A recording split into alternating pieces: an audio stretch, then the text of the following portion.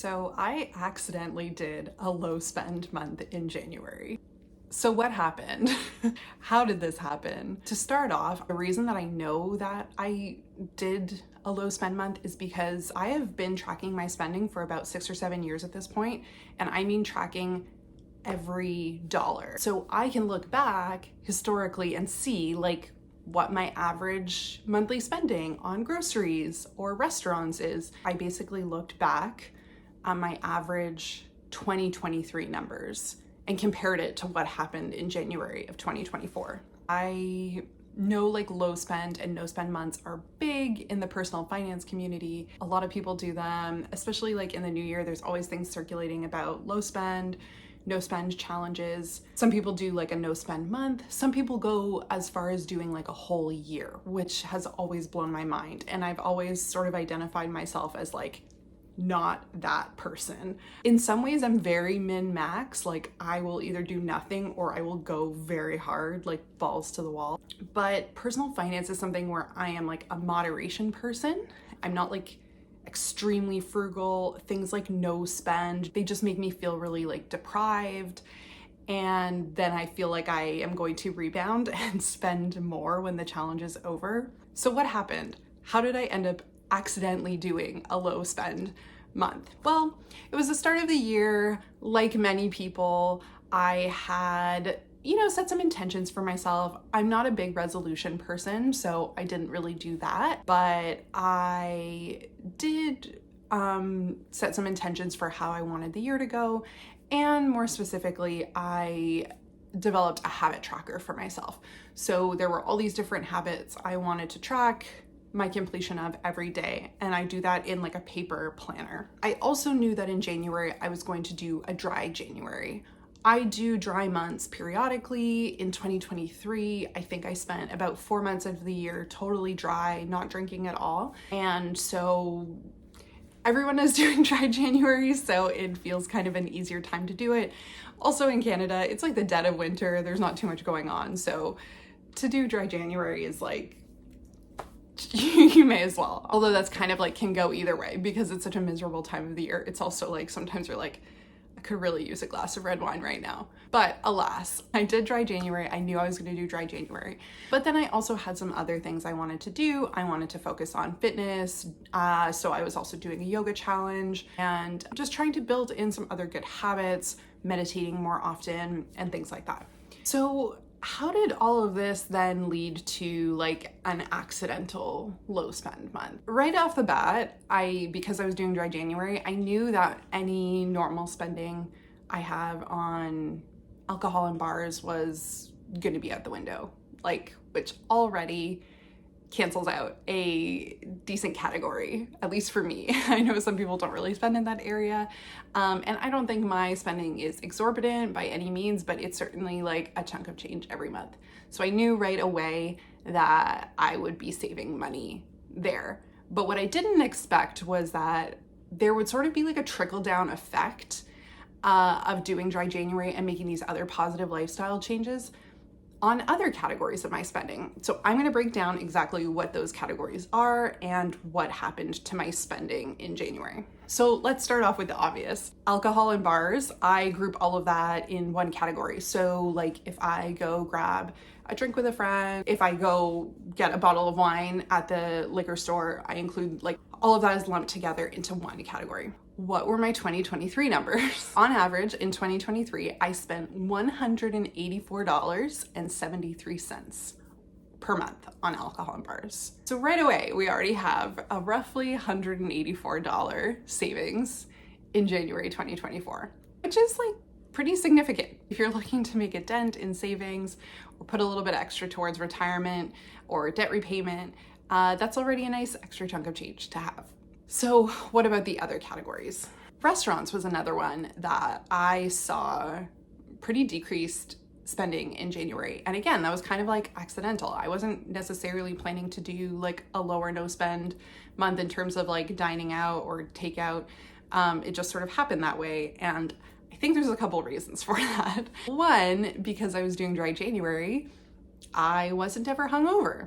I woke up on the weekends feeling great, feeling rested. It meant I was like cooking for myself more, meal prepping more, and I just never had those rough mornings where you're like, I really need to like Uber Eats McDonald's right now. And so without that, like, I just genuinely didn't feel the need to order in all that much. So it was just like a happy side effect of no drinking and no hangovers. I think another reason why my restaurant spending went down, in addition to doing dry January, was because I was focusing on these other positive lifestyle habits. So I was doing a 30-day yoga challenge with Yoga with Adrienne. She's amazing. She does them every January and they are so wonderful. So I was doing that. I was focusing more on mindfulness.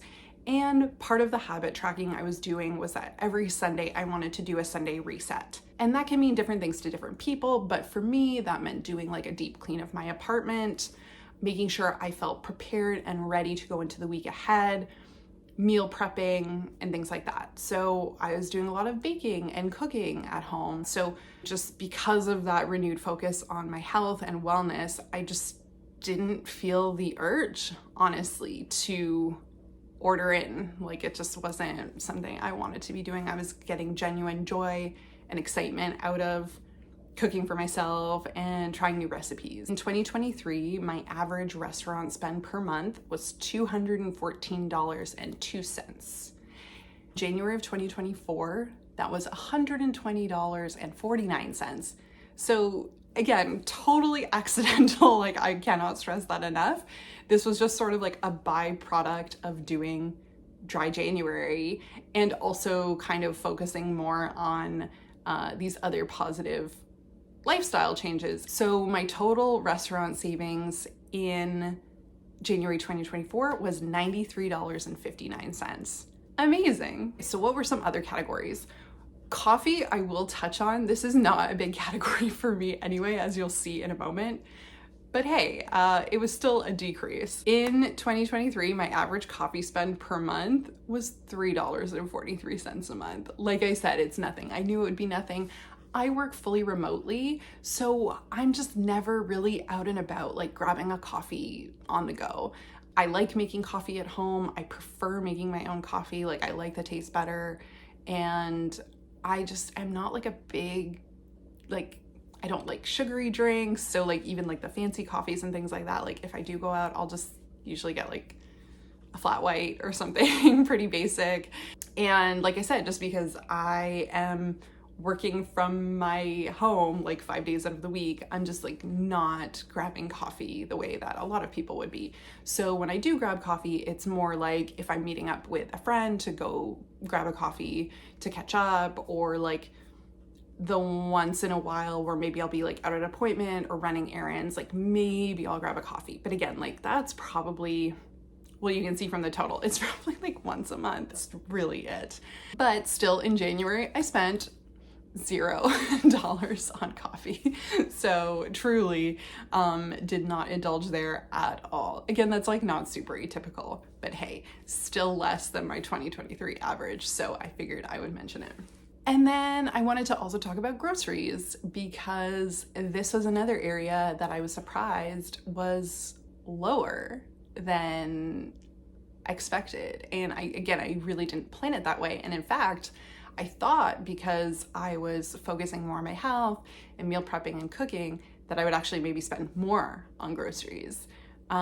That does tend to happen sometimes. Like if you reduce your spending on dining out, then your grocery bill might go up, which makes sense. But that was not the case this time, which was kind of exciting. So my average grocery spend in 2023 per month was $451.16. And in January 2024, it was $426.94. So a savings of $24.22.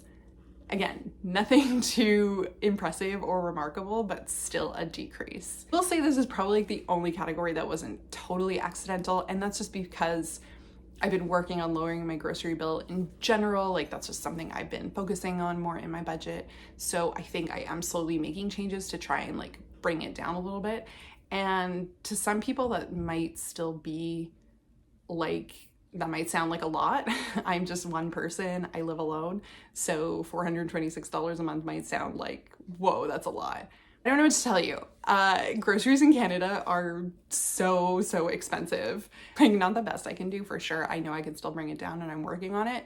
But also, like, I buy organic milk. I buy like higher quality, like free range or pasture eggs, things like that. So I'm not going to compromise on the quality of like certain core things. So that just means that my bill is like going to be higher. What are you doing back there? What? Are you coming to say hi? Okay. Lay down. Lay down. Okay, here we go. Hi. Okay, Lexi's joining me for this part of the video over here. So the last category I wanted to talk about was subscriptions. So this is another one where I sort of like inadvertently saw huge savings, and I've just been trying to kind of cancel subscriptions here and there and be a little bit more conscious of it, but I was not prepared for like the reduction I saw here. So my monthly average spend in 2023 for subscriptions was $143.88.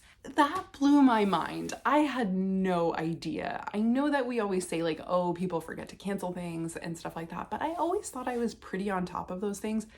I was shocked when I saw that. Like, I don't even really have most of the streaming services. I share them with other people or do family accounts, things like that. And so I genuinely was stunned. But I was so pleased to see that in January 2024, my subscription spend was $28.56. Is a total savings of $115.32. What? So what does this all mean for my accidental low spend month? Like, how much did I save overall? So across these different categories, alcohol and bars, subscriptions, restaurants, groceries, and coffee, that was a total savings of $421.33, all from an accidental low spend month. So I was able to save and invest more money in January and pay down more debt than I was really expecting at the start of the month, and more than I planned for, which is amazing. And I still don't know if I'm someone who's really like going to be super into low spend or no spend months or challenges. That's something I'm still thinking about and might make videos on in the future if I decide to. Maybe that's just something to think about for you, even like if you also don't really like resonate with low spend or no spend, it feels too restrictive for you. Maybe just try even picking one category that you know is like an area in your budget that you probably spend maybe a bit more than you should, or you know it's like a couple $100s, and if you're having trouble meeting savings goals or paying down debt, maybe just try 1 month of just no spend or low spend in that category, like taking your monthly coffee expenses from $100 to like $20, and then taking that $80 and putting it towards one of your goals. I feel like that's a nice bite-sized way of doing it, but then still actually getting to get the little dopamine kick of getting the reward and being like, wow, like I did it. I actually saved that little chunk of money. So there's still ways of making it fun and gamifying it and sort of like tricking your brain into making saving like fun and exciting. But that's what I would suggest. Like, start with just one category if doing a blanket low spend or no spend has never landed with you, because I can totally relate. But I think this accidental low spend month still showed me the power of like, wow, even if you just really reduce like a few categories, it can have like a pretty pronounced difference. $421. That's incredible. And of course, like I did this kind of inadvertently, but I think that's also a good lesson here. Sometimes making other positive lifestyle changes can have like a domino effect and actually impact other aspects of your life positively. So here's to habit tracking, here's to fitness, wellness, taking care of yourself in these other ways. I know it's so hard, but hey, like it can also have a really positive effect in other parts of your life, like in your finances. So all the more reason to do it. So thank you so much for watching and listening to me chat all about my accidental low spend month. And if I ever actually do one of these on purpose, I will be sure to share it with you on the channel. So thank you so much for watching, and I'll see you on the next one.